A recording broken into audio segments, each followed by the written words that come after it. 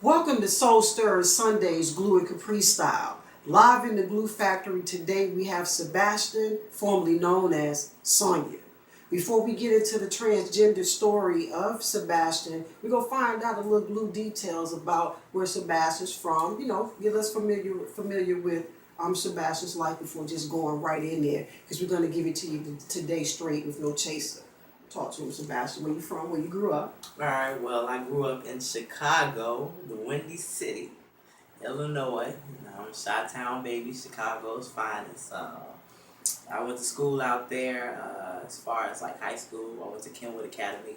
If you're from Chicago, you know about those Broncos. So shout out to them. My family was out there. They're still out there. So I traveled here in Virginia in 2002 to go to HU. So in 2008, I actually graduated from HU with a bachelor's in psychology. So that's why you talk that way, because remember I asked you earlier what kind of job you had. I wasn't expecting you to say the shipyard, because I could hear your in our conversation the psychology talk and stuff. I didn't mean to cut you off, but that's what I wanted to get to let you know that point. Go ahead. Yeah, so I went to HU. I ended up staying here. I kind of liked it here. It's different. So I ended up staying here. I worked different jobs, and now I currently have a job, at the shipyard. So long you been at the shipyard? I've been there, it'll be 3 years in 2 weeks. Oh, wow. Mm-hmm. Is that a good thing, the way you say in 2 weeks? Is that an anniversary? Yeah, it's like an anniversary of when I was hired. Okay. So, I kind of count the days or whatever, so... Yeah, it'll be 3 years. All right, now we already brought up the subject of the shipyard, and based on our prior conversation, that made my mind want to go straight to what was Sebastian's journey like working at the shipyard, transitioning from Sonia to Sebastian. I'm gonna let you start off your transition where you want to. Okay. Well, no, let me take control of this a little bit. Okay. When did you know inside of you that not that something wasn't quite right, because I don't like to use that term, because it's not wrong to feel that you're in the wrong body. So when did you feel for yourself that you weren't in the right body, being born as feminine female? I think, I remember just looking at pictures of myself.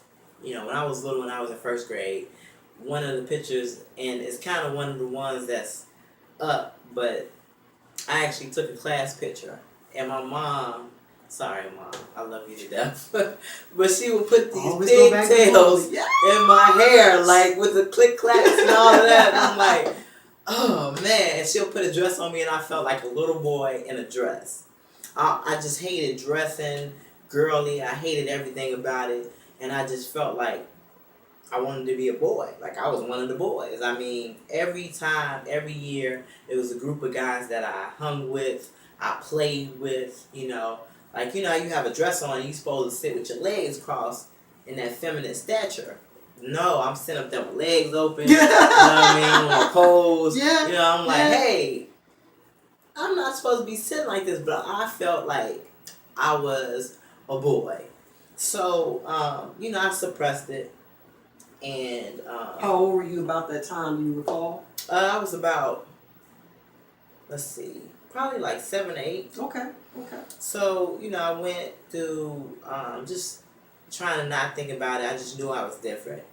So around the age of 12 is when me liking girls started to happen. It was like I had a classmate and I saw her and it was like, woo!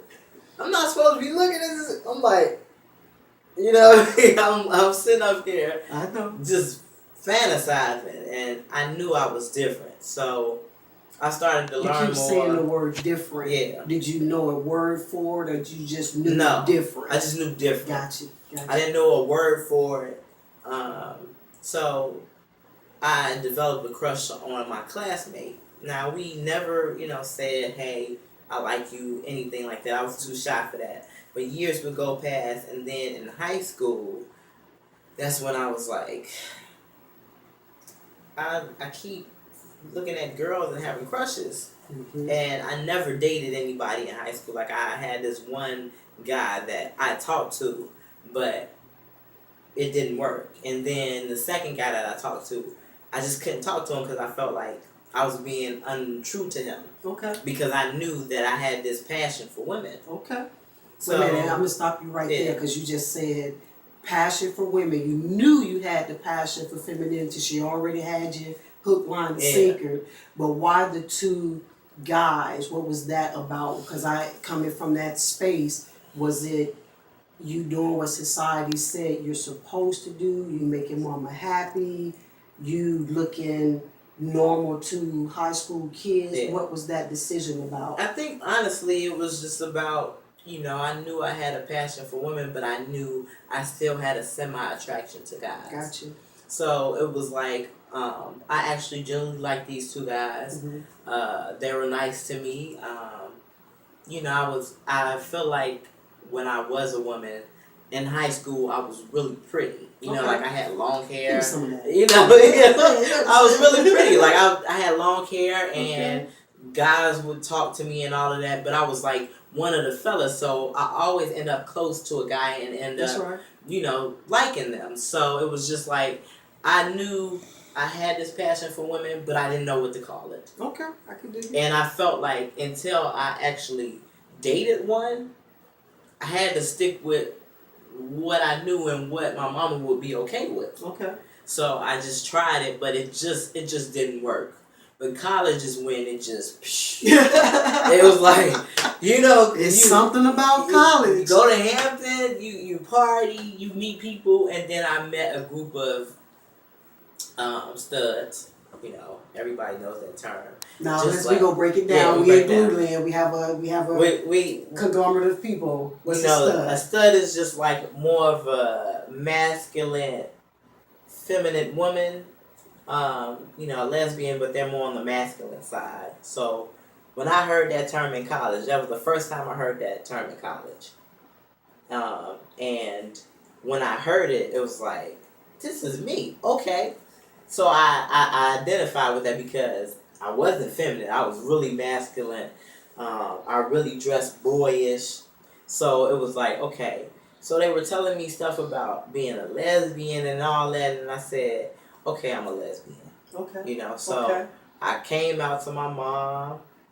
I came out to, those around me. Some people didn't accept it, unfortunately. Mm-hmm. But my mom was just like, I knew already. She was just like, I knew. I'm like, what? I'm all scared on the phone, like, Mom, I just can't. I don't know what to do. She's like, get out of here. I knew this. Like, you should have told me this years ago. Okay. So, be thankful that you got that. Yeah. Some of us don't get it. Yeah. So, I'm like, okay. I went through that phase in college, and I think when the feelings of becoming a man came about is we were just sitting at a table. And one of my... There's something about that. The table. We just sitting at a table. And we're all partying and stuff like that. And it was a deep conversation, and it was just like, like my nickname in college was Blaze. So it's like, Blaze, you ever thought of yourself being a dude? Why are you asking me this? Like, I'm like, why are you trying to let out my secret? And I was like, yeah. And everybody was like, what? Yeah. Really? Yeah. Why? Why would you do that? And I'm like, I feel like I was meant to be a man. So, I graduated and I went and had, lesbian relationships with women. They didn't really work out. Some of them knew about my inside of me feeling like I was a man, and they were like, I'm not going to be with that. I'm not dealing with that. I like girls. So I felt like when you care about somebody, you don't want to lose them. And I felt like I would lose my family. I felt like I would lose